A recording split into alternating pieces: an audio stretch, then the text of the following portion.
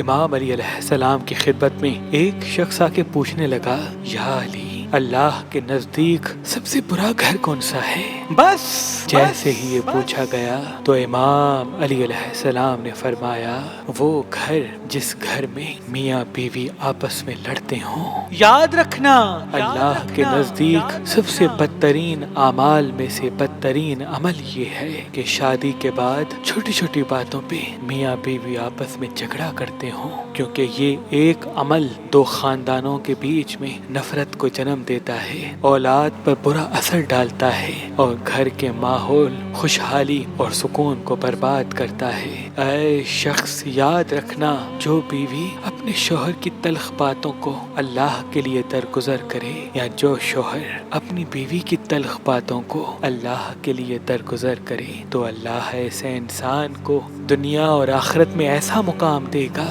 جس کا کوئی تصور بھی نہیں کر سکتا، کیونکہ اللہ کے نزدیک سب سے افضل انسان وہ ہے جو ناپسندیدہ انسان کے ساتھ زندگی بسر کرتا ہو، گھر کے سکون، بچوں کی اچھی پرورش اور خاندان میں امن کے لیے صبر کرتا ہو، اور خاندان میں امن کے لیے صبر کرتا ہو، اور خاندان میں امن کے لیے صبر کرتا ہو۔